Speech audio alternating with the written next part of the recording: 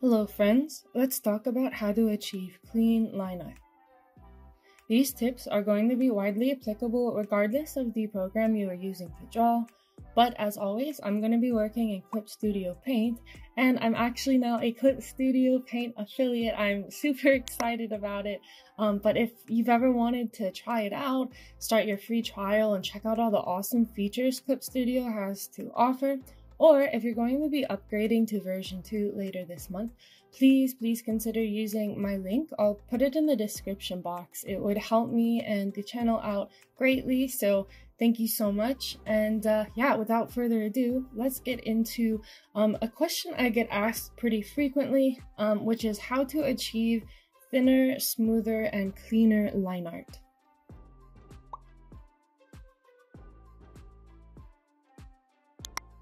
My first tip is to opt for confidence over carefulness.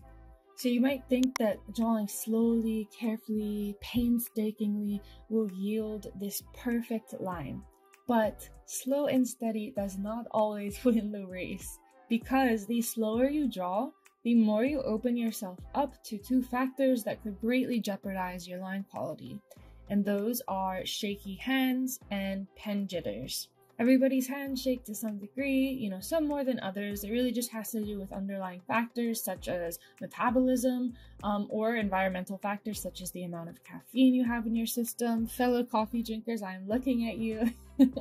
Or even how much sleep you've gotten the night before. And even if the shaking is so slight that it's imperceptible to you, your pen can still pick up on those tiny movements and reflect it in your line quality. As far as pen jitters, I am referring to the tendency of your digitized line to kind of sway back and forth or jitter around your pen nib as it makes contact with your drawing surface. These jitters can vary depending on the type of pen you are using, how well you've calibrated it, its compatibility with your drawing interface, and the program you are working in. So we of course want to minimize both of these factors, and the easiest way to do that is by leaving the smallest margin for error, by drawing as quickly as we can while still being accurate. So how do we do this? Overall, you want to draw in quick, confident strokes instead of slow and steady strokes. And what do I mean by confident? I'm talking about line confidence, which means you need to know where your lines are going before you even touch your pen to the screen. So one of the things you can do to ensure you know where your line is going to go is to prep your sketch. I encourage you to take even just an extra minute or two to clean up your sketch a little.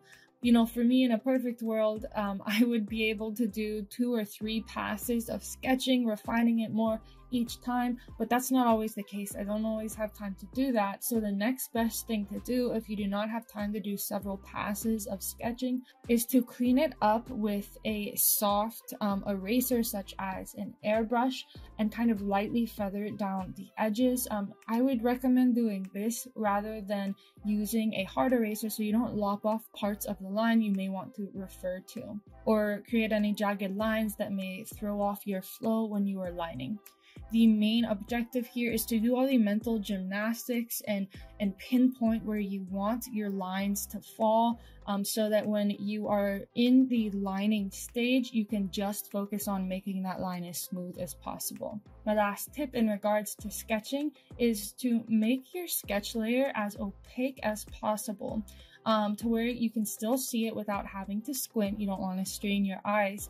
But the more opaque you have your sketch, say you've got it at 10 or 15% opacity, it's going to be a lot easier to focus on your line art next stage, rather than if you say have it at something like 50 or 60%. My next tip is to optimize your pen settings. In Clip Studio here, I'm working with a turnip pen. If you're in another drawing program, it's really just any pen with a bit of taper on the ends for more natural line intersections. This way, we can apply steady pressure for a uniform line, but we can also let up on our stroke to create a nice point at the end of the line when we need to. And for pen size, my suggestion is to draw at the largest pen size that you possibly can while still being able to yield your desired pen width. Did that make any sense? So say I want to achieve a 4-point width. I can obviously, using medium pressure, choose a 4-point width and draw it just like that, right? Or if my pen has pressure sensitivity, I could do a 3-point or maybe even 2-point pen width. And if I press really hard, I can still achieve the 4-point width. But we want to do the opposite. So if the desired width is 4, we want to draw at a 5, 6, or maybe even more. Basically as high as we can go while still maintaining that desired width.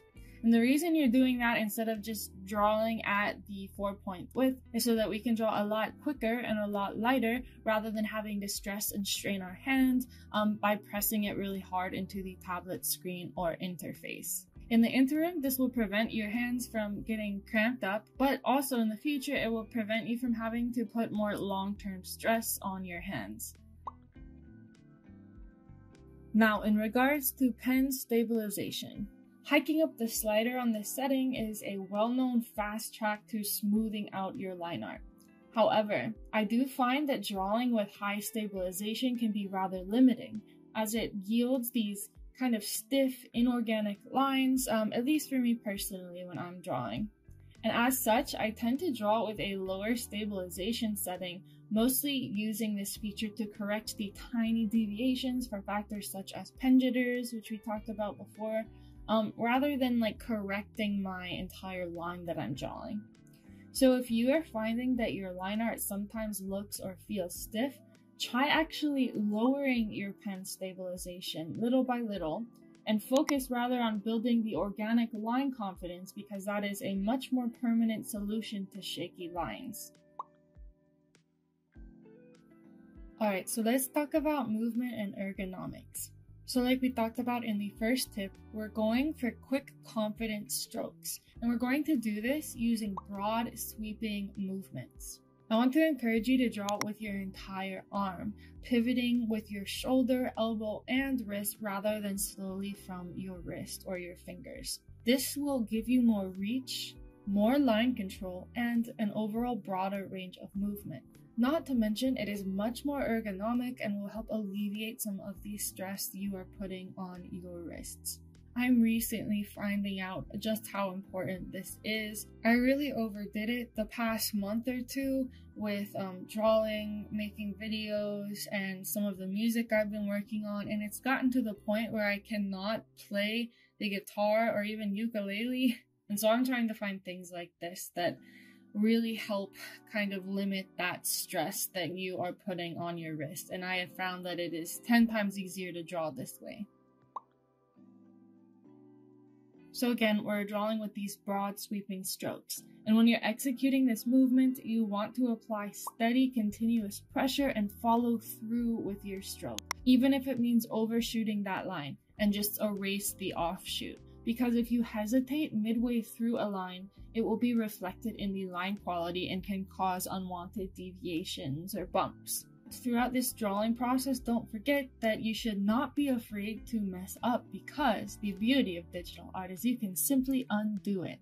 Overall, the best way to achieve the quote-unquote perfect line is to nail it in one fell swoop, rather than going back and trying to etch in and fill in the gaps. This will become easier with practice, but even now, I will literally just keep drawing the same line with my fingers glued to the undo key until I am happy with it, especially with things like hair that has some wild shape language sometimes.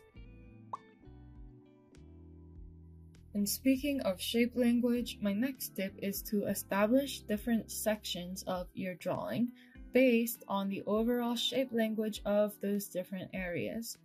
You then want to work within those sections rather than, for instance, drawing a few strands of hair, then doing a few facial features, then jumping to hands, etc., etc. The reason I would suggest working in coherent sections such as hair and then clothing is because it allows you to get into a groove and create this sort of flow with the repetitive movement of similar pen strokes. This will help not only your current drawing go smoothly, but it also has the long-term benefit of helping you build this muscle memory for certain types of shape language that will benefit your future drawings as well. My next tip is to definitely draw your line art on a vector layer if you can. Vector layers are a total lifesaver.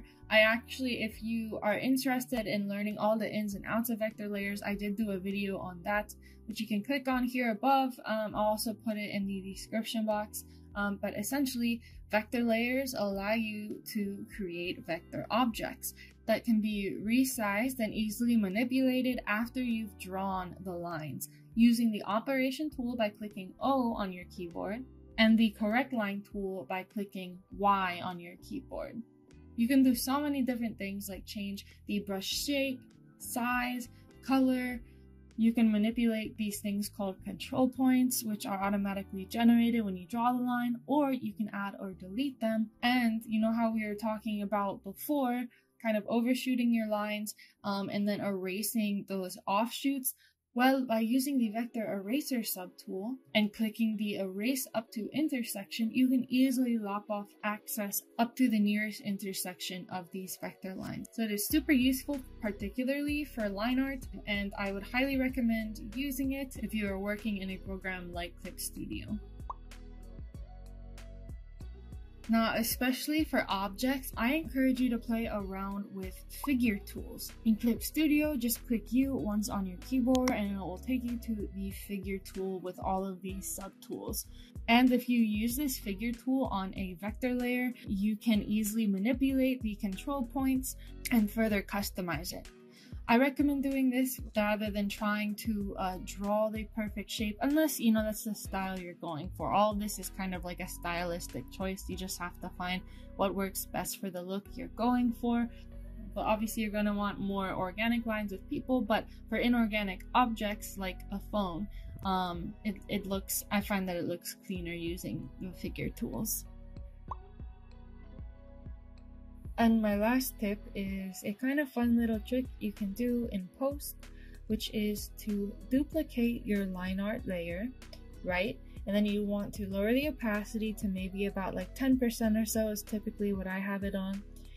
And then you want to apply a Gaussian blur effect to your layer. So in Clip Studio, you would go up to Filter, Blur, Gaussian Blur. And if you were drawing in a vector layer, you'll have to rasterize it first. So you're gonna right click the layer and then click rasterize. But yeah, so basically you're going to have your line art and then this opaque blurred layer over top of it, and it creates this really cool effect. Now, if you want super clean, sharp, crisp lines, this might be counterintuitive, so it depends on what style you're going for. But if I want to do something super mellow and I want it to look even like a little retro almost, I do this and it helps smooth out the lines, and I find that it looks really cool. So those were a few tips that I would recommend. You can obviously do things like Lineart Exercises to further build the muscle memory, but I kind of wanted to give a list of things that you can do immediately to see results. Obviously, having thin, clean lines is just one of the many styles and overall approaches to line quality out there. It's by no means better or worse than any other style. But if something like this was what you're going for, hopefully these tips will give you some ideas that you can apply to your own unique style. If this video was helpful, please consider leaving a like or subscribing to stick around for more. I also have commissions open right now on Ko-Fi, so consider supporting me through a commission or my sticker shop, or on Patreon where I have several comics. And again, if you would like to try out Clip Studio Paint, my link for that will be in the description. But other than that, thank you so much for watching, and thank you so much to my patrons for your support. I will see you next time.